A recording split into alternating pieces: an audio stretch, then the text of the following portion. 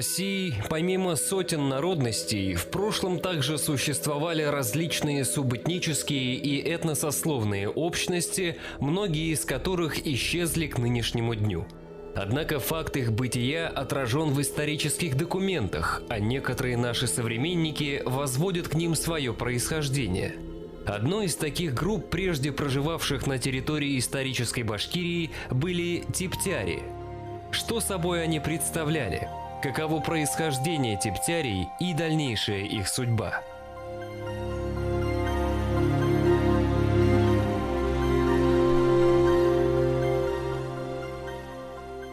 В масштабах России имя типтярий, пожалуй, известно лишь узкому кругу этнографов и историков. Однако в Башкирии оно на слуху до сих пор. До сего дня многие жители республики при расспросах вспоминают о типтярском происхождении своих предков, хотя в номенклатуре национальности России подобная этносословная общность давно отсутствует. Однако так было не всегда. Выдающийся советский и российский этнолог Раиль Гумерович Кузеев писал: «Типтяри – довольно многочисленная этнографическая группа. Она сложилась из представителей различных народностей – башкир, татар, чувашей, мари, мордвы». По подсчетам статистика и этнографа XIX века Петра Кеппина, 9-я ревизия населения Российской империи, состоявшаяся в 1850 году, зафиксировала более 260 тысяч типтярей, проживавших на территории необъятной Оренбургской губернии. Оренбургская губерния – административная единица Российской империи, образованная в 1744 году на территории исторической Башкирии. Первоначально включала в себя Уфимскую и Есетскую провинции. В 1865 году была разделена на две отдельные губернии – Уфимскую и Оренбургскую. В XIX веке основная масса типтярий проживала на территории Белебеевского, Бирского и Мензелинского уездов Уфимской губернии. Вот этот институт, который впоследствии стал сословием, он сформировался исключительно на башкирских землях, там, где жили башкиры-вотчинники. Это феномен башкирского землевладения. И когда говорят о типтярях где-то, то есть мы не можем говорить, что это типтяри какие-то. Типтяри – это и есть типтяри Башкирии. Иными словами, ареал расселения типтярского населения маркировал вотчинные земли башкир, ибо только на башкирских, а не на казенных, помещичьих или иных землях мог существовать институт типтярства. Типтяри прямо непосредственно связаны с институтом вотчинного права. То есть, по большому счету, вотчинное право башкир, я уже многократно говорил, это уникальный институт, который нигде не имеет аналогов в российском государстве. И, соответственно, все отношения башкир-землевладельцев с любыми формами аренды, припуска, оброка, покупки были связаны с теми особенностями вотчинного права, которые существовало только на землях башкир. Вотчинное право башкир. Асабалык, от арабского асаб – солидарность, родство. Традиционный институт землевладения, при котором собственником вотчины считались все члены той или иной родовой общины, клана, иляу. Башкиры-вотчинники именовались асаба-башкорт, а арендаторы их земель – припущенниками. Министр государственных имуществ Российской империи Павел Киселев писал: «Башкиры владели своими землями неограниченно до присоединения их к России и со времен Иоанна IV почитались вотчинниками». Таким образом, вотчинное право башкир на землю возникло задолго до присоединения Башкирии к Московскому царству. Поэтому башкирские вотчины считались собственностью соответствующих башкирских кланов, а не казенными землями. Сами башкиры полагали, что их вотчинное право было утверждено ордынскими ханами или даже самим Чингисханом, о чем неоднократно указывали в актовых документах и в обращениях к русским монархам. Поскольку институт типтярства был порождением башкирской вотчины, то его история, по всей видимости, также уходит в эпоху Золотой Орды. Ученые давно подметили связь слова «типтяр» со словом «дептер».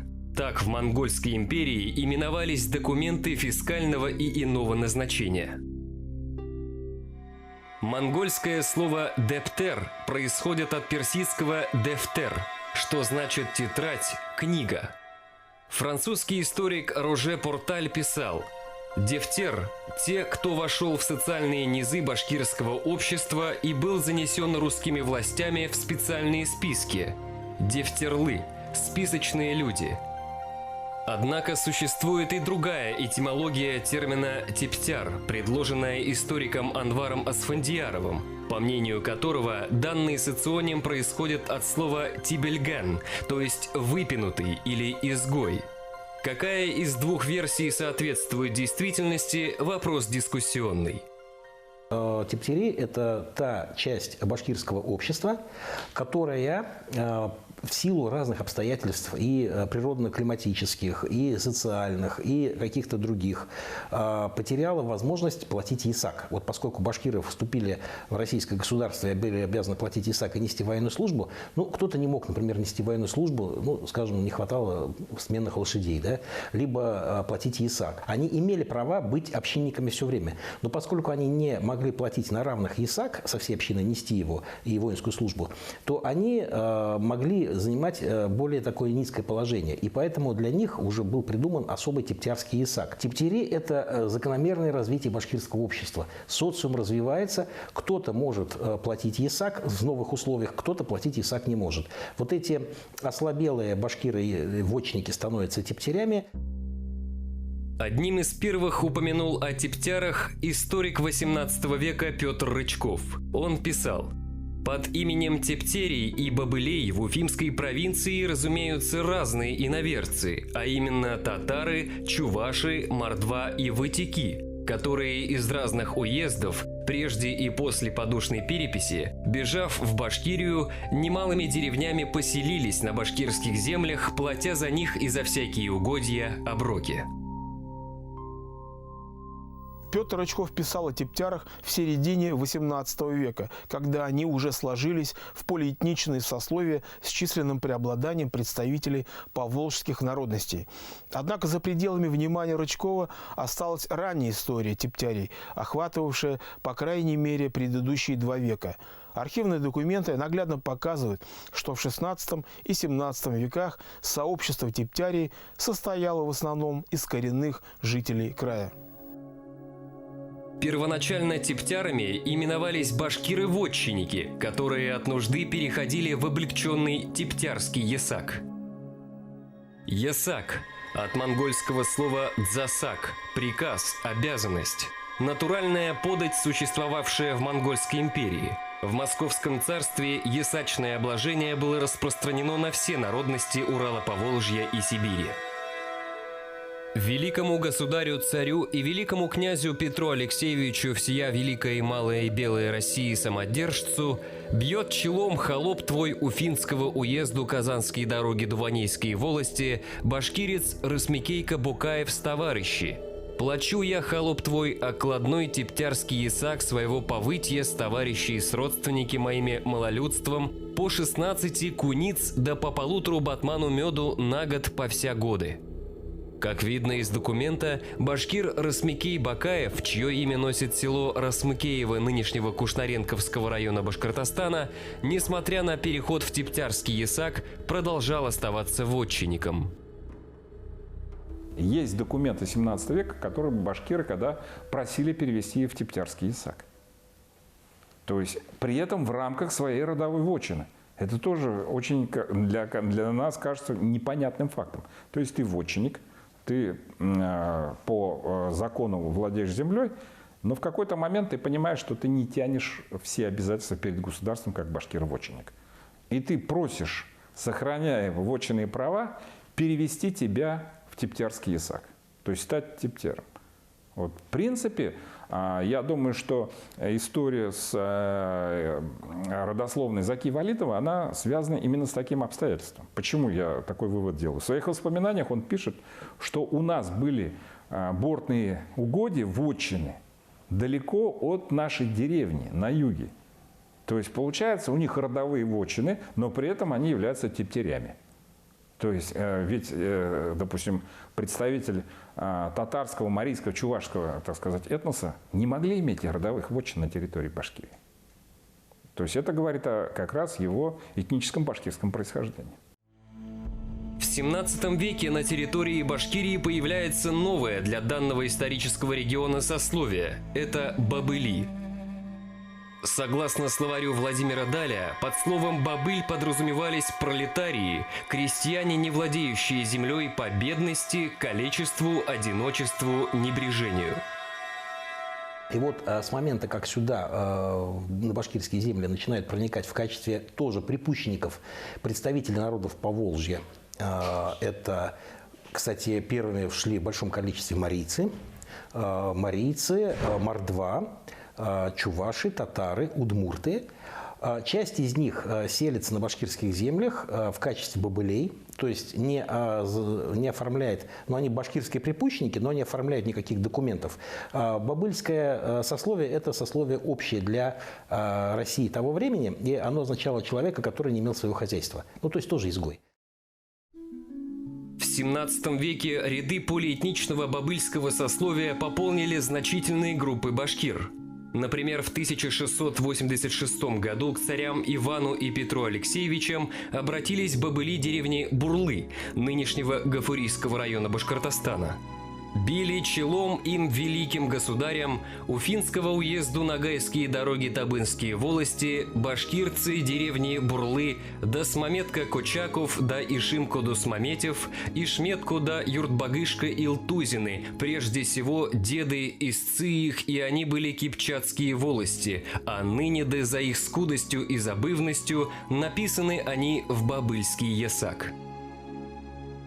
Как следует из документов, в деревне Бурлы, расположенной в Табынской волости, в качестве припущенников поселились башкиры Кыпчакской волости, оказавшиеся в сословии бабылей. Они платили в казну бабыльский ясак и несли трудовую повинность, но также давали оброк местным башкирам-вотчинникам. В конце своей челобитной они просили царей: «Пожалуйте, не велеть им бабыльского ясаку платить, и с бабылями никакого изделия не делать, а велеть тот бабыльский ясак с них снять, а платить им ясак с кипчацкую волостью по лисице на год». Таким образом, в XVI-XVII веках башкирский народ состоял из нескольких социальных страт, совокупность которых можно изобразить в виде ромба. Наверху находились служилые башкиры, князья и тарханы. Ниже по статусу был огромный слой ясачных башкир, составлявший основную массу народа. Сюда же относились башкиры в Типтярском ясаке, еще не выделившиеся в отдельную группу. В самом низу находились башкиры в бабыльском сословии. Первые две страты являлись вотчинниками, но за башкирами-бабылями также сохранялось право на возвращение в число бывших собратьев по праву кровного родства. Они приходят в другие общины в качестве припущенников, но как только они смогут укрепить свое экономическое состояние, могут платить ясак на полном основании, они имели право вернуться вновь в башкирское общество как полноценные общинники. То есть вотчинные права они ничего не теряли. Вскоре произошли события, которые сильно изменили структуру населения Южного Урала. Во время победоносного башкирского восстания 1704-11 годов, когда Башкирия фактически вышла из состава Московского царства, сюда бежали десятки тысяч казанских мусульман. После возобновления башкирского подданства большую их часть правительство репатриировало обратно в Казанский уезд.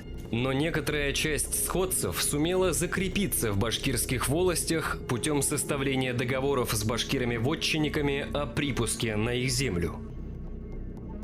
Для того, чтобы их не вернули обратно в те местности, откуда они бежали, они же, по сути, бежали. Почему они бежали? От насильственного крещения. Это вот марийцы, они были язычники, и потом татары. Они бежали от больших уплаты большого налогов. Затем они бежали от того, что их могли сделать крепостными крестьянами. И вот они селились на правах припущенников. И увидев, что существует башкирская группа типтерей, они пытались записаться в типтери для того, чтобы платить более легкий ясак и чтобы оставаться на законных основаниях, потому что они оформляли документы. Они понимали, что типтерский ясак более узаконен, потому что это башкирская социальная группа, и она будет фиксироваться местной администрацией как более-менее легальная, что ли.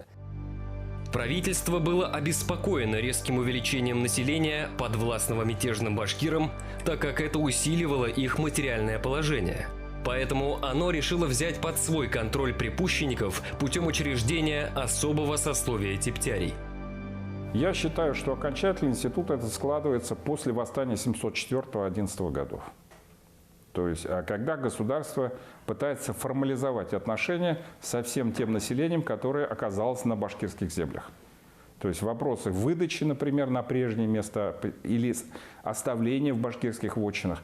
То есть государство стремится формализировать статус этих, в общем-то, незаконных переселенцев. То есть придать им какой-то податной статус и так далее. До этого они фактически помогали башкирам в ясаке, в выплате ясака. То есть они не находились под юрисдикцией русского государства.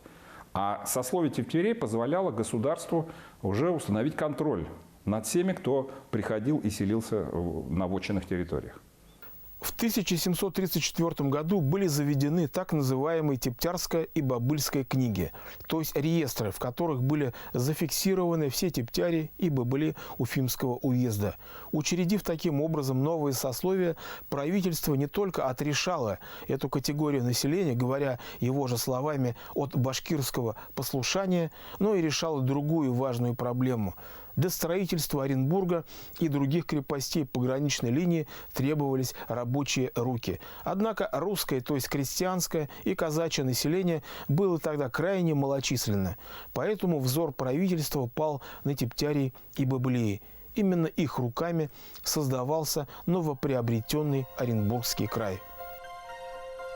В новоучрежденном Типтярско-Бобыльском сословии осталось множество этнических башкир, не успевших вернуться в ряды вотчинников до начала Оренбургской экспедиции и поражения башкирского восстания 1735-40 годов, когда начался процесс перевода всех башкир в военнослужилое состояние. Башкиры пытались вернуться в свое сословие, когда они поняли, что они находятся в состоянии типтярского сословия, а башкирское, башкиры, поскольку начали привлекаться на военную службу постоянную, то теперь это становилось военнослужилое сословие, близкое по своему положению к казакам, но, получается, это был и народ, и сословие внутри одного, подразделения государственного. Точно так же, как калмыки, например, или же другие народы. И, соответственно, часть из них смогла это сделать вначале. Но остальным, когда они уже писали документы, они в архиве сохранились, уже государство отказывало. То есть говорило, что все, вы зашли уже в третью ревизию. Это вот после третьей ревизии, после 60-х годов 18 века, они уже оставались в типтярском сословии. То есть башкиры, они показывали свои документы, и все это было на законных основаниях, но государство отказывало их переводить обратно. В 1734 году к императрице Анне Иоанновне обратились типтяри Минской волости с жалобой на злоупотребление чиновников. «Издревле в державе вашего императорского величества прадеды и деды и отцы наши нижайшие были башкирцы, и от нужды своей писались в бобылей платили бобыльский ясак, а из бобылей паки по просьбе нашей Минской волости башкирцев Тлеша-Бегенешева с товарищи 14 человек по родству приобщены к ним башкирцам и написаны в прибыль типтярского ясаку вонную волость типтярами. Уфинского уезду Ногайской дороги Минской волости башкирской природы окладные типтяри Мустай Иликеев, Бекул Эмбулатов с товарищи». В документе наглядно описывается путь башкир в бобыльское состояние, а затем в типтяре. Однако другие подобные были связаны не с ухудшением материального положения, а с миграциями, вызванными многочисленными мятежами и боевыми действиями. В период вот таких военных потрясений края, то есть когда происходило передвижение больших групп родовых, ну вот возьмите ситуацию за Урале, например, в период восхождения на власть в сибирском юрте хана Кучума, там это привело к такой значительной миграции башкирских родов именно за Урале, на западную часть Уральских гор, что во многих шижире отмечено, что, например, там те же табынцы сели на землю, например, там юрматинцев. И, безусловно, они, как население, вынуждены были составлять договор, на каких условиях, собственно, они пользуются чужой родовой территорией. Поэтому башкир, и по разным причинам потерявший связь со своей родовой вотчиной, на любой другой территории выступает как типтяр, как припущенник. На территории современного Туймазинского района Республики Башкортостан в прошлом располагалось множество типтярских селений. Как показывают архивные документы, жители многих из них являются по происхождению башкирами рода Айле, переселившимися на эти земли из северо-восточной Башкирии. Их очень много. Вот, например, есть чисто айлинские деревни. Нижние Бишенды, Балцаева, потом Чукалы-Тамак. Вот многие еще айлинцы разбросаны по другим деревням. Айлинцы, когда переселились на территорию нынешнего Туймазинского района, это где-то 18 век, первая половина, скорее всего, 18 века, то часть из них, они в ревизских сказках записаны башкирами, а часть в типтярами оказались. Вот, например, допустим, старые Туймазы, как недавно выяснилось. Насчет типтяри хотела сказать, что часто типтяри в большинстве случаев им как-то передавали из поколения в поколение, что они башкиры. Или, например, допустим, в деревне Райманово, типтярской деревне, какое-то счастье, типтярская деревня Райманово, рядом с Туймазами, там, например, есть люди, которые помнят, что они башкиры и что они пришли со стороны учелов, как они говорят. Башкирская идентичность у жителей типтярских селений сохранялась вплоть до начала 20 века, о чем свидетельствуют метрические книги Оренбургского духовного магометанского собрания. Метрики наиболее достоверно отражают самосознание мусульманского населения Башкирии, поскольку зафиксировали их непосредственную этническую самопрезентацию. Мои предки также находились в сословии типтяри, хотя в 1917 они уже написаны новобашкирами, а в метриках мой дед уже записан башкиром. Мой отец знал, что их деревня Старая Тамьян, что она башкирская деревня, и знал, что он сам из Башкир.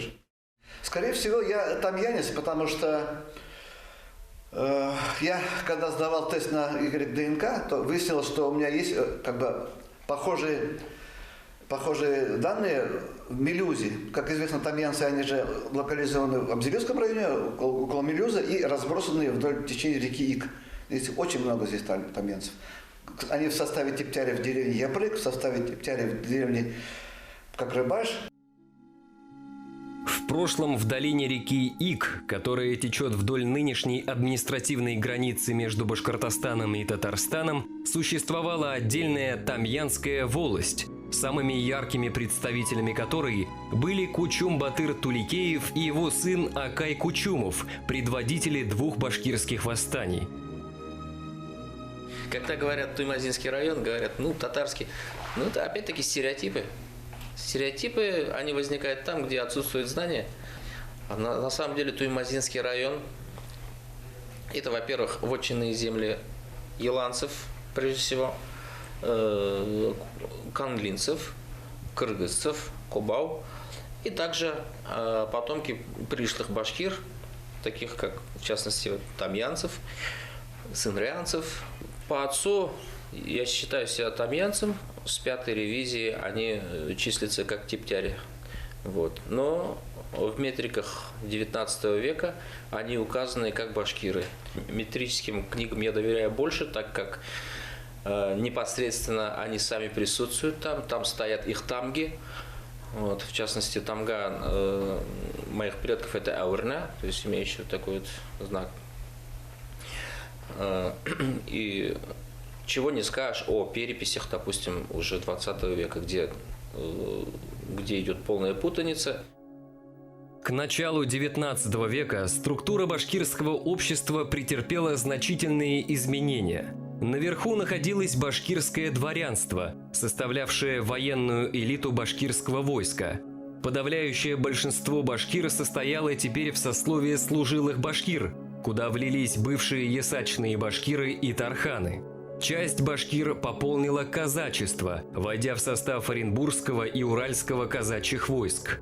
Последнюю страту по-прежнему составляли башкиры-типтяри. По моим расчетам, это соотношение где-то 30% на 70%. То есть 30% треть составляли башкиры среди тептерей. И они, в общем-то, в документах очень часто себя так и называли, природные башкирцы, да, в тептерском сословии там, и так далее. Особенно много их было в западной части Уфимской провинции, на границе с Казанской. Это связано с тем, что там уже в 17 веке очень большое малоземелье испытывают башкиры.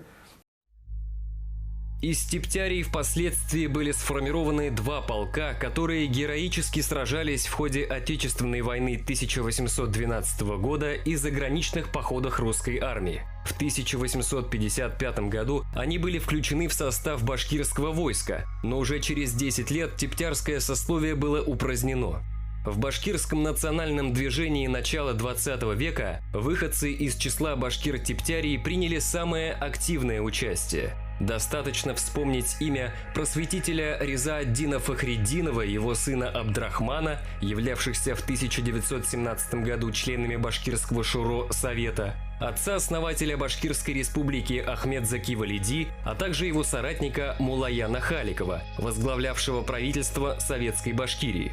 Из башкир-тептерии также происходили первый секретарь башкирского обкома КПСС Медхат Шакиров и народный поэт Башкортостана Мустай Карим.